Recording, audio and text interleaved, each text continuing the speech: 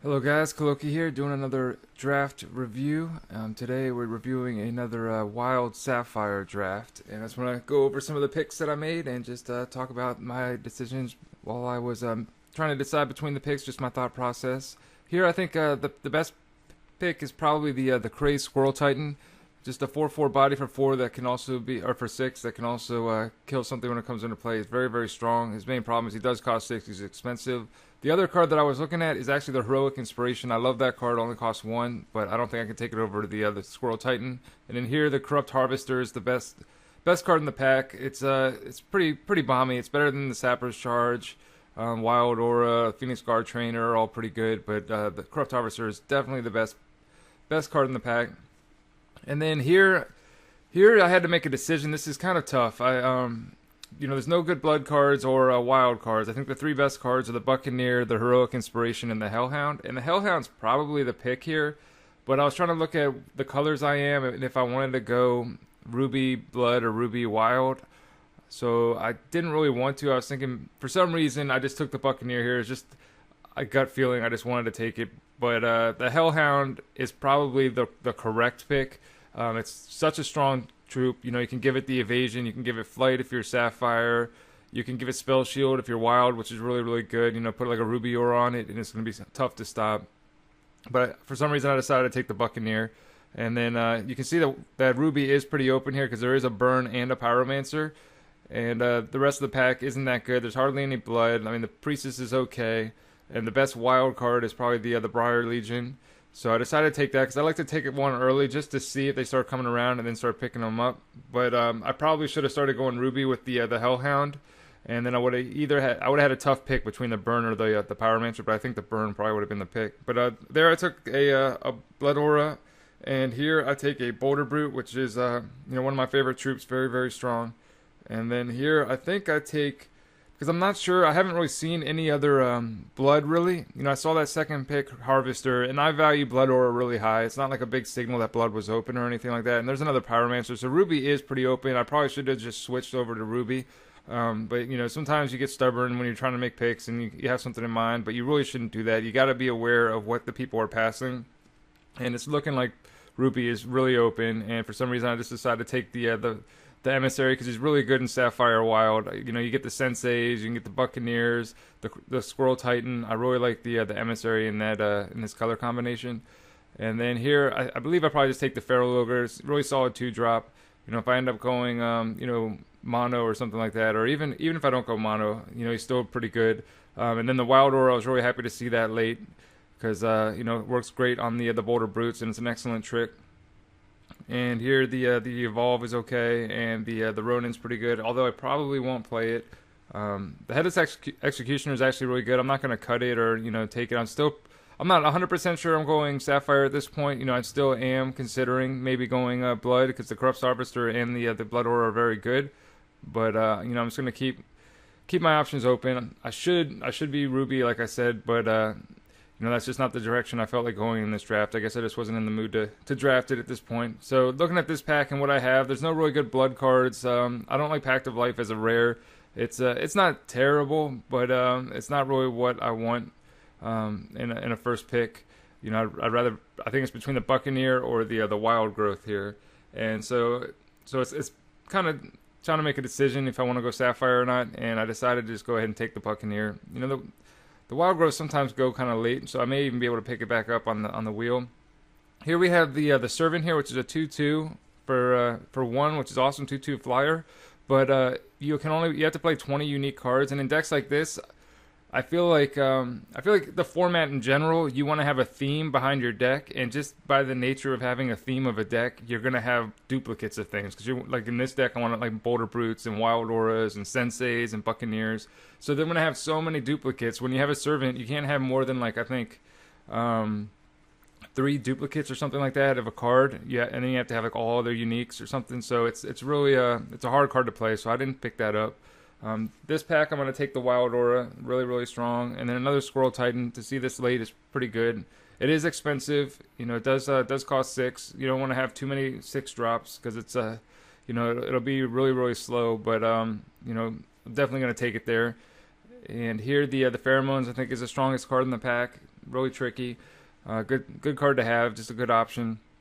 And then this was a tough pick, but I think the Boulder Brute's just better than the Wild Aura. You know, obviously I want both of them because they work great, and then the Skirmisher is good as well. But I think Boulder Brute's better than the Skirmisher, just because he's so big on his own. He doesn't need any help to get bigger. So I like the Boulder Brute there over the Wild Aura and the Skirmisher. Here, since I already have 2 Emissaries, I'm not going to take another Emissary, and since I haven't seen any other Briar Legions, I'm probably not going to be playing that Briar Legion, and I probably won't play Evolve either. So my 3-drop slot is really, really light. And the Witch actually works okay, decently with the Emissary. It's not spectacular, but it is she is a solid drop. And you know, 2/3 on turn 3, gaining that life against you know, if you're in a racing situation is good, and then bounce it back with the Emissary if I need to is fine. So I just want to take her here just to you know, get the curve right, have the deck looking a little more consistent. And then I was happy to see the Wild Growth. I really like the Guard Scout, you know, especially since my 2-drop slot's so light. But I was happy to pick up some Wild Growths because they're very important. Here I'm sure I take the Nature Rains. You always want to pick up some of those. I usually don't run Nature Rains main deck, but I do love to have them in my sideboard. They're so excellent. You know, Dwarves is such a strong archetype right now that having some Nature Rains is awesome to have. It's just like removal against a Dwarf type deck, and then also sometimes they'll have things like Soul Marble or just other cards that, you know, you can side in if they have really strong artifacts or constants. So it's good to have some Nature Range just to have an answer for you know, all types of threats. So there I just cut a Misfortune. I take a Vine Trap here.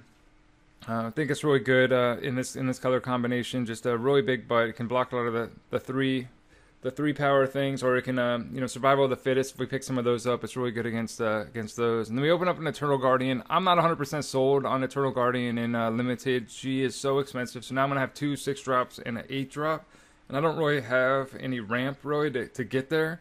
So if you get her out, she's phenomenal. Obviously, you know, it just changes the way, like, the rules of the game. You and your other troops don't take damage, which is obviously an amazing ability. But it does cost 8 to get out there. It's very hard to get out.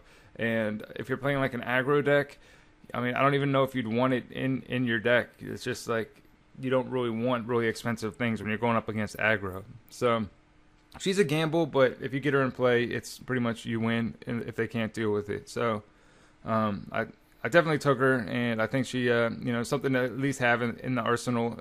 I can side her out if I'm playing really fast decks, and if I'm playing control decks or something, I can keep her in, and you know, she should be pretty good for me. So I take the Guard Trainer here. I think it's the best card over everything else. You know, the repels are great. You know, I'm not gonna cut. You know, I'm just gonna take cards from my deck. If really good cards come from other colors, I'm just gonna have to ignore it and try to make my deck as strong as I can. Not worry about what other people are gonna get at this point, because you know, there's no guarantee that I'm going to be playing whoever gets any cards that I might think about cutting, or that if I do play them, that they'll actually draw it in those matchups. So I might as well just build the best deck I can for myself. So here I actually take a pretty early Nature Range. I'm not going to take that. There's some decent troops in there, but troops are so easy to come by that usually you're going to have plenty of troops, and they're just going to be extra troops that you know, you don't really need. So I'd rather take stuff like Nature Range, which you know, just fill up my sideboard, just have options. You know, my decks, I'm not worried about having enough playables for my main deck. And unless it's like a really, really good card, a really good troop, I'm just going to take the sideboard cards, even though it was a kind of high pick for a sideboard card. Here, we're definitely going to take the Wild Aura.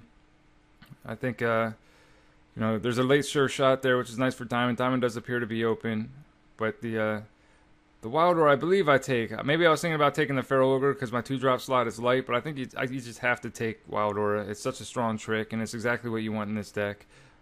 Here, there's like really nothing. I may take the Mutate, which is kind of weird. A lot of people don't even like this card or consider it, but I'm not going to play the Evolve most likely, and I already have one in my bin, so I kind of like Mutate in some situations. It helps me draw out, you know, draw a card, so it thins out my deck. I get closer to my resources, closer to so I can play my 6-drops in my Eternal Guardians.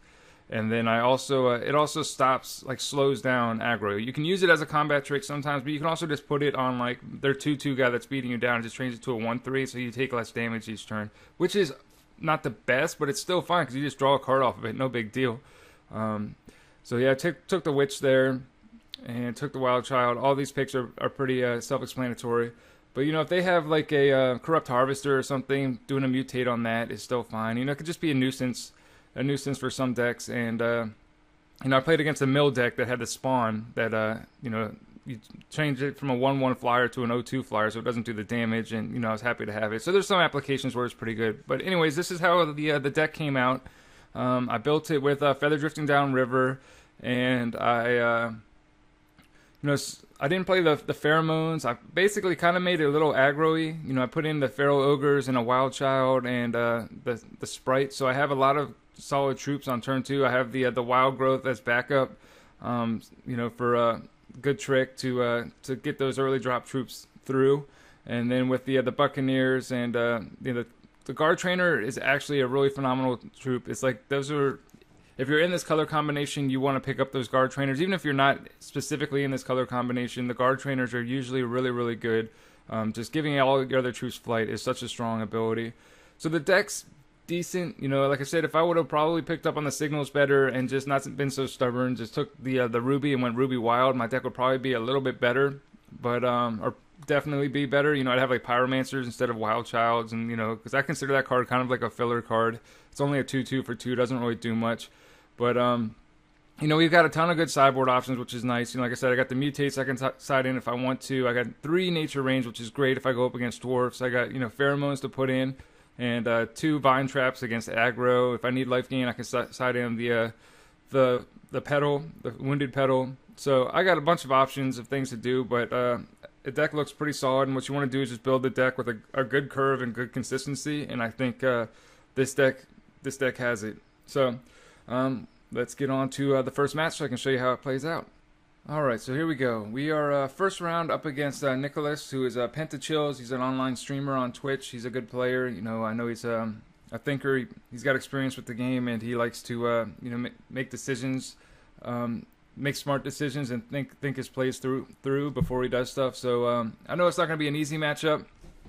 And he's playing Zared. It looks like he's playing Ruby Blood, so he's going to be heavy removal, which shouldn't be too bad for us. I would have liked to have, you know, maybe like an effigy or something like that, but I didn't pick up any of those, I don't believe. So it's he's going to have some unblockable troops that are going to be tough for me to deal with. And there's that Eternal Guardian in my hand that is just going to be, you know, just going to be sitting there in my hand, not really doing anything for a really long time. It's basically a dead card until I get to 8 resources. So just you know, just something to pay attention to. Cards like that look like they're very strong because they are in power, but they have a cost, and that is they're expensive. So you got to be wary of that. You can't fall into the trap. And I'm still not 100% sold on it, but it is a good card. So I'm gonna play test with it a little bit more and you know, get back to you guys on that. But here I just decide not to play the Sapphire and the Guard Trainer because I wanted to get my my Sprite online because he could Zared champion it before it got Spellshield, and I felt like I'd rather just play the Witch here. And then he swings in. I'm kind of worried about multiple things, like, I mean, he could just have a Bombsmith. He's just going to trade and then finish it off with the Bombsmith, but he could also have Ruby Aura or Crushing Blow. So I decided not to block there until I had Wild Growth backup. Now, this is a strange play. Like, I don't 100% agree with all of my plays this whole draft.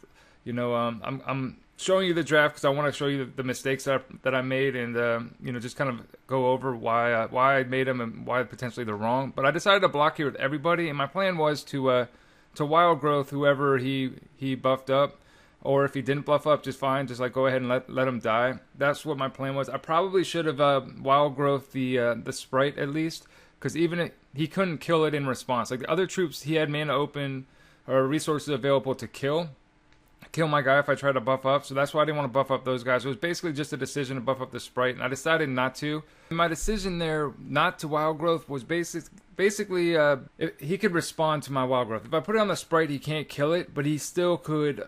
I'll be tapped out, and I will have used my trick. It's kind of like me showing my hand, basically, or showing what I have available to do this turn. And then he could, in turn, maybe Ruby Aura something else, and or Crushing Blow something else. And I wanted to keep that Wild Growth backup just so he couldn't do that. And if he decided to do it on a certain troop, then I could respond with the Wild Growth. And I wanted to get like a 2-for-1. So I was being a little bit greedy here, but truthfully, I should have just put the Wild Growth on the Sprite to save it.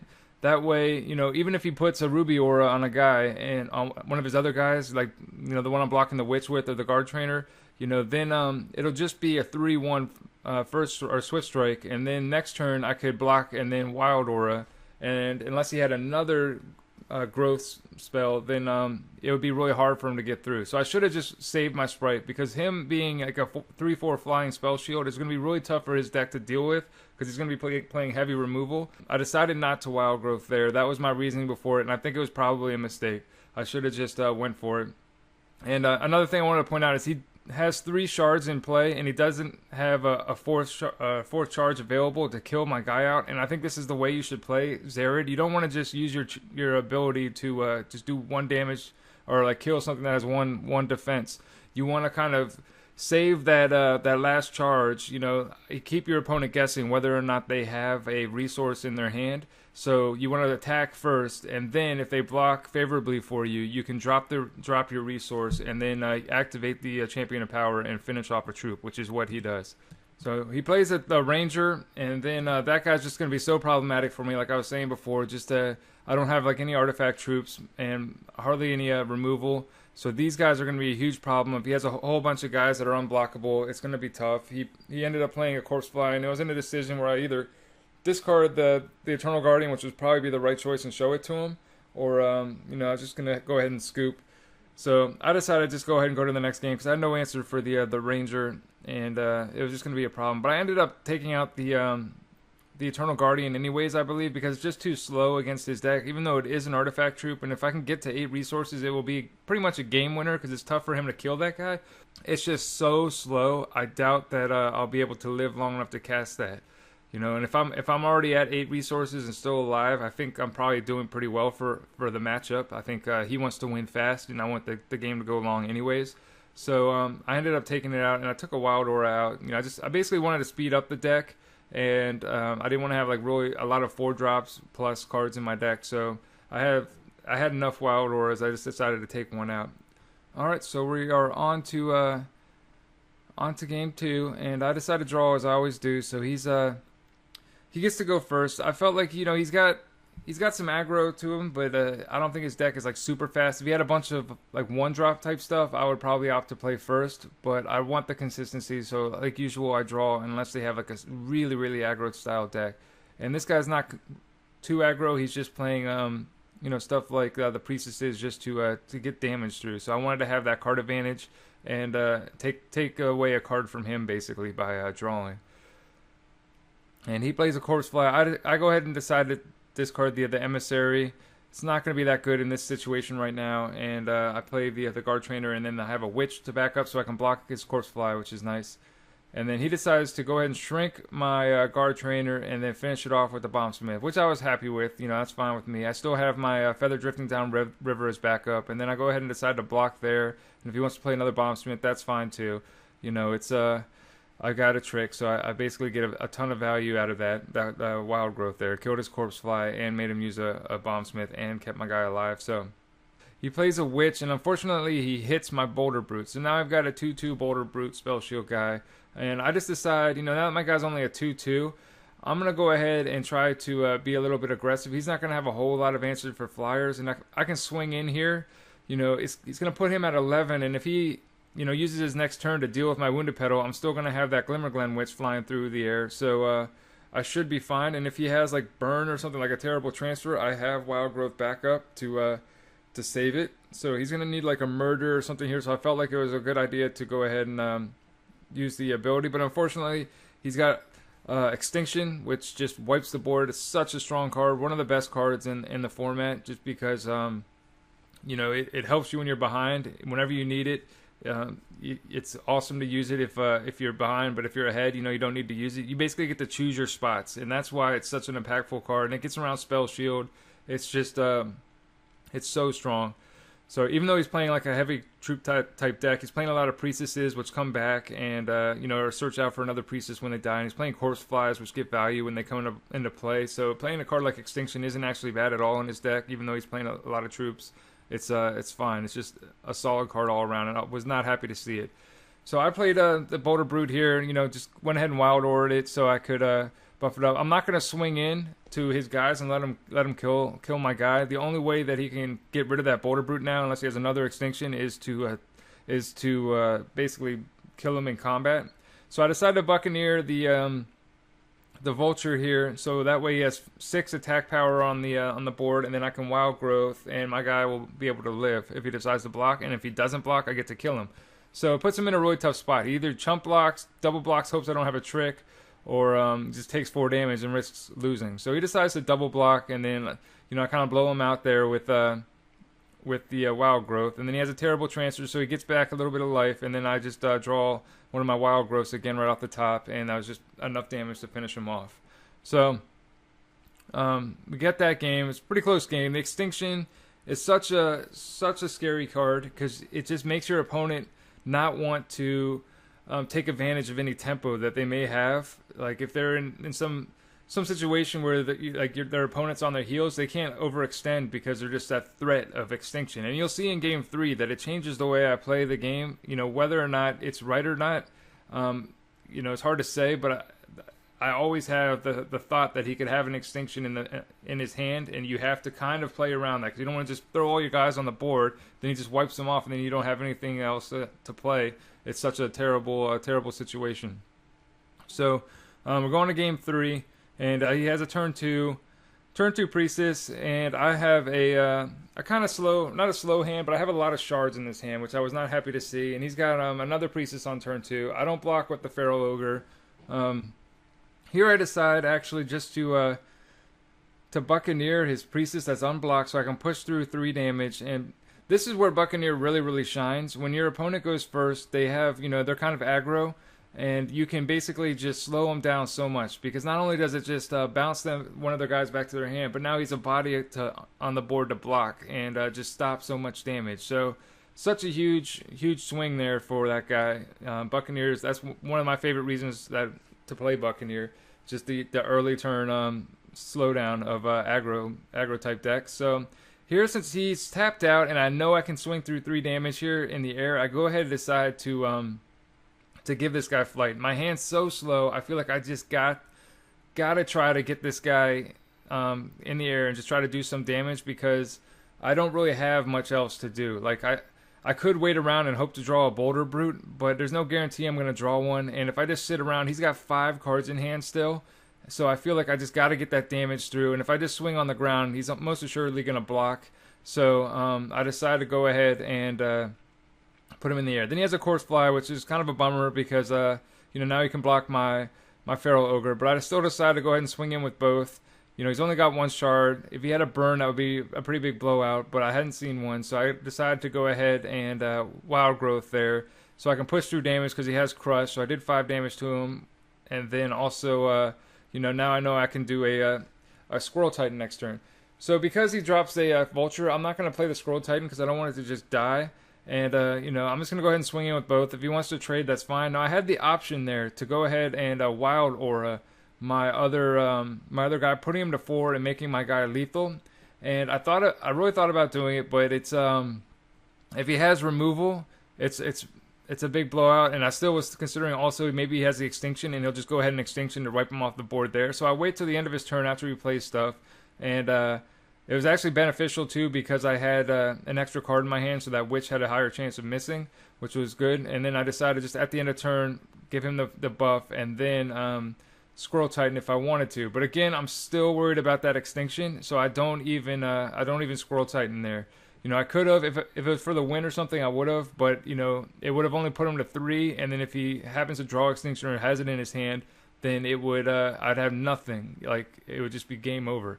So, I decided to just basically hold back. But then once I draw another Squirrel Titan, I'm like, all right, I'll just go ahead and trade my Squirrel Titan for his Hellhound, swing through, he'll do 3 damage, and then if he has Extinction now, at least I have another Squirrel Titan as backup, and I'm looking pretty good.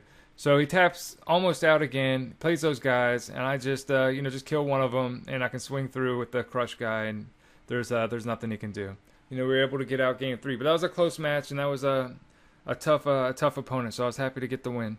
All right, for our second matchup, we're playing against Nin, who's a mill champion. Makes us discard or take 2 cards off the top of our library and put them in our graveyard. So basically, I'm a little bit concerned of how this mill deck got to the second round, because mill decks don't usually. So I'm thinking he must probably have a pretty good mill deck. But until I see something really scary, I'm not too worried about it, because a lot of times people play that champion just for like weird reasons. It's not all out mill. And then when I saw this Thunderbird, it was like confusing, because I wasn't sure, is this guy really trying to go mill? He does have the spawn, but it's basically, am I more threatened by the fact that he's going to do damage to me and get me down to 0 life, or get my deck down to 0 first? Like, what am I thinking is the most likelihood for his deck? And I don't see too many really strong mill decks, so I decided to go ahead and bounce a Thunderbird, thinking, since he has a Thunderbird, maybe he's just playing like a bunch of flyers, trying to get through damage, and that's how he's gonna win.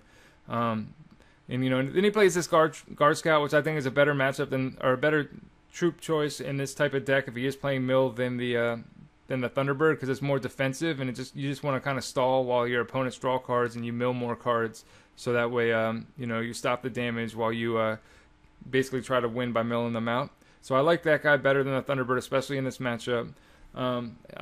He blocked. I did the Wild Growth, and now he drops a Twisted Fate. So at this point, I'm thinking, all right, this guy's primarily mill, and I chose incorrectly. I should have bounced the spawn instead of the Thunderbird. But my hand's pretty good, so I don't have to worry about it too much. I can go ahead and swing it here with the Buccaneer. After the damage dealt, return it to my hand. I'll have that untapped Emissary that I can give flight to block the spawn, and I'll have Buccaneer backup for anything else he wants to play, and I still have Wild Growth backup as well. Then he plays a Fate Rack, so I'm like, wow, this guy's actually got a pretty decent mill deck going on. He's got a lot of mill cards, but the problem with mill is, what you'll see is, it's just a race. You're trying to mill them before they race and kill you with damage. And so a lot of your cards don't affect the board. All they're there for is just to mill, and that's the problem with mill. Like, when I try to play a mill deck, I'll try to play control and just have like maybe 1 or 2 Fate Racks as my win condition, because you don't need a whole lot of mill to get to mill. If you have control of the board, just like 4 or 5 turns with a Fate Rack on there is like a ton of cards to mill off, with them also drawing. So it's fine. You don't want to go all out mill most of the time. I don't think there's enough cards to support it at this time. But I just get such an overwhelming board presence, and I have so much cards left in my library that there's nothing that he can really do. So he decides to go ahead and scoop. So here's a tactic that I like to use, since I sided so many I picked up so many good cards. These Nature Rains are great against his Twisted Fates and his Fate Racks. And what I typically like to do if I have enough playables to make it a good decision, I don't want to just have a bunch of fillers, but putting in a Ronin because he doesn't have a whole lot of defense, putting in the mutates against the spawns, putting in the Nature Rains. It's basically, I want to put in as many cards as I can that I think are like strong playable cards that aren't going to take away from the power of my deck too much. So now all of a sudden I have like 54 cards in here. I think I take out maybe 1 or 2 more things. I do take out the Eternal Guardian because he's not trying to win with damage, and that guy is just so slow that I decided to just take out the Eternal Guardian, even though it is a decent card and it is another card in my deck to pad my deck size a little bit. I decided to go ahead and get rid of it because I don't want her to just be stuck in my hand in this matchup, and her ability isn't going to be strong enough. So I take that out, and then I also took out the Sprite, which I actually don't know really why. I think I should have probably just kept it in there. I guess it's because I put in the 2 mutates, and I was just like, oh, well, I'm not really going to need to. But I probably should have kept her in there just to block like Thunderbirds or whatever else, and maybe get some early aggro beats in there, and also have another card. But now that I have so many cards in my deck, it's going to be so much tougher for him to win with mill. Like, after already drawing and playing a turn or 2, I have still 41 cards left in my deck. So he's got a lot of work to do with his mill, which I think is a pretty strong strategy. And I've got a good start. I had the turn 2 Wild Child, and then I didn't have any Sapphire, but I drew run right on time on turn 3, so I could play out the Guard Trainer. And he's the one that picked up the Servant, which, again, I don't think is that great in mill decks. It's more of an aggro card, and mill you want more stally type cards, troops with bigger defense, or like that 0-1 wall, the flying wall that prevents all combat damage, stuff like that. Those cards are perfect for mill type of deck. Where you're just trying to sit back, survive, stabilize, and then finish with mill. But I got a really good draw against this guy, and here was actually a really interesting play. This is another one of these plays. Like, this probably isn't my best tournament, but you get to see, you still want to consider these things. Now, I probably considered him and overthink it too much, but I decided, even though because he has 2 resources up, he could Time Ripple, and it would be such a blowout. I'd lose my Wild Aura, and he'd return my guy. And Time Ripple is a card you'd probably want to play in mill. So I decided to go ahead and just use my Wild Growth there, even though I could have Wild Aura. So it's just me overthinking it. And then he plays a 4-2, which I could, still swing in with in Wild Growth and basically finish him off. But instead, I don't have that. I only have the Wild Aura, so I have to give my guy flying, and then I still risk the chance of the Time Ripple anyways when I put it on him just to swing through. So, that was probably a misplay, but you still got to at least think of these things. I think you got to consider what they could have, and not just say, oh, he blocked, let me play my one thing, when you have options, but you also don't want to overthink it. So I don't know. I'd probably say that was a misplay, but I had my reasonings for it. It was just probably like warped logic. Even though he's looking like he's doing okay. I mean, he does have a 2/4 flyer and 2 cards in hand, so I was a little surprised he decided to just give it in that early, but he just decided, he couldn't come back, and I don't know what he had in his hand, but he decided to scoop, so we're on to game 3.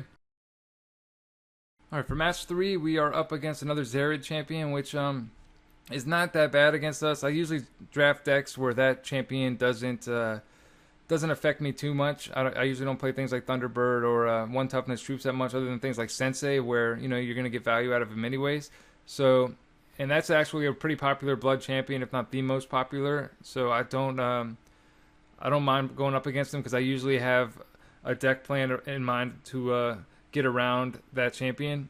So I'm not too scared by it, but it's another blood ruby matchup like we played in round 1.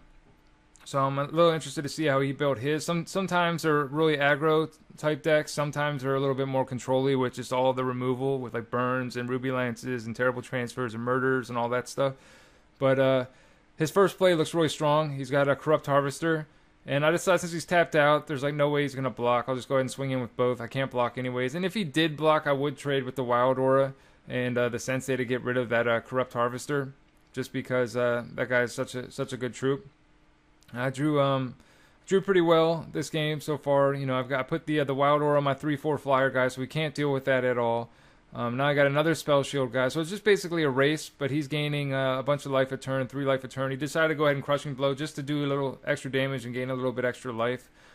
So I swing back in with with both of my guys, basically, and I decided to Wild Aura one of them just to keep racing as fast as I can. Instead of playing the Squirrel Titan there, I decided to just hold it back, just to keep doing more and more damage. So now he plays a Gore Seeker, and I swing in here with I believe I kill his Corrupt Harvester, and then I just swing in with the Sprite here. Now, this is just another one of those things where I understand that he cannot kill my Boulder Brute with anything other than damage. He could kill my Squirrel Titan with murder and things like that, and I am at a relatively low life total with this Gore Seeker out there, so I just wanted to play it a little bit safer here.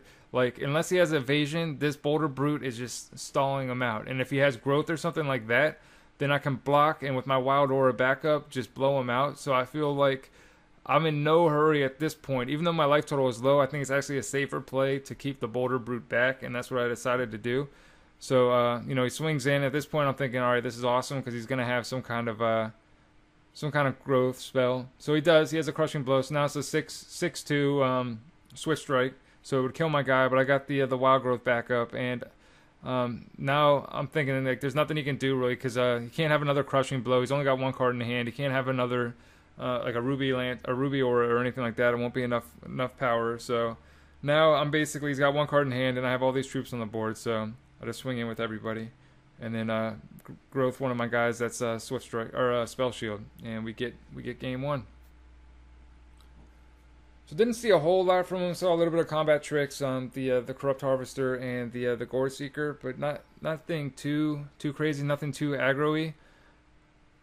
So it's kind of a tough choice. I think I probably just keep the deck the same. I don't want to take out the Eternal Guardian in this matchup, because he's a little bit slower. He's not as fast as the other deck that I played against, and I feel like there's a better chance I could draw into him, and he'll be just a safer play. So I keep him in there, and I just decided to go ahead and keep the deck as it is.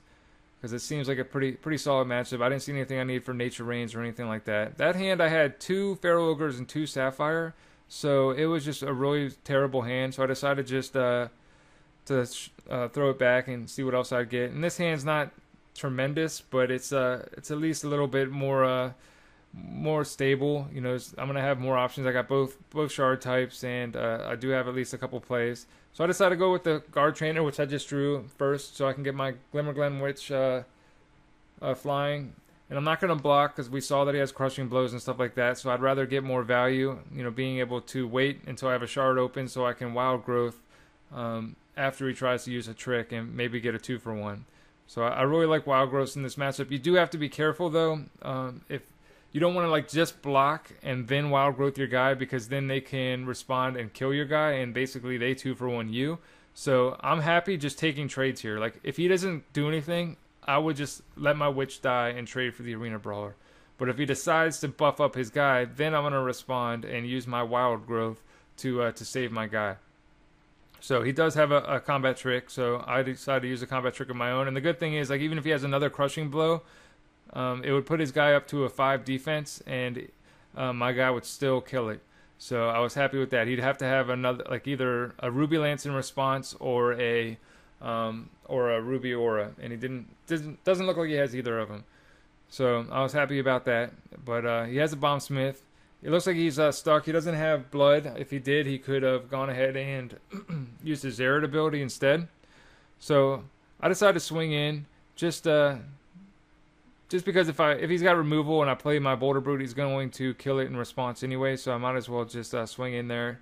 And then luckily he doesn't really have much. He's tapped out. He plays the Throat Cutter, which is an excellent target for the Squirrel Titan. I decided to go ahead and give my my guard trainer flight, so I could swing in for 4 and put him to 10. And I could swing in for 10 next turn if he doesn't use his Zerad ability and kill him. But he has a Ruby Lance, so he must have just drawn that, or maybe he didn't realize he could have responded to my wild growth. But that would have been a huge blowout for me if that was just a play mistake. But he probably just drew it. So he does shrink my guy and kills the other one, but he's still on a 2-turn clock. You know, he's at 5. I got two guys in the air, and he just he doesn't have any way to stop him. So. And he can't do enough damage, so that's it. You know, next turn I swing in for 5, and that should be the tournament. So nothing too spectacular. You know, I made some kind of questionable plays, and the deck wasn't, you know, super amazing, but just the power of Spellshield, you know, and flight troops is just so strong, and then well-timed combat tricks is really, really important. You got to, you know, understand what matchup you're against and what they have access to, and play around that. You know, if they're playing burn and stuff like that, you know, you want to be wary of that and use your growth in a time when they're not going to be able to burn out your guys in response. And if they have like repels or something, you don't want to swing into their guys and then buff up your troop when they have access to repel, and then they can just kill your troop and they get, you know, 2-for-1. So you got to really you know, adjust your play style depending on who you're playing. But if you just have a solid, consistent deck, you know, with the well-rounded curve, and you know, like some way to win, you got to have like a goal. Like again, I had the Boulder Brutes, which is, you know, one of my favorite ways to win. It's so strong. I just won another draft last night that was Ruby Wild with Boulder Brutes and a few other things, and just giving him, you know, using Lionel to buff up the attack power, and then using Ruby Aura, so just be Swift Strike with so much attack power that they couldn't really do anything. So that was another deck archetype that I enjoyed playing, and I didn't record that matchup. But I'm sure I'll play that draft or that style again, and I'll record it next time, and then I'll post a video for you. But thanks again, guys, for stopping by. Wasn't the greatest draft, wasn't the greatest play. You know, I made some mistakes for sure, but you know, I just wanted to show you guys, you know, how it worked out and get another video up for you. So I hope you enjoyed it. Thanks for stopping by.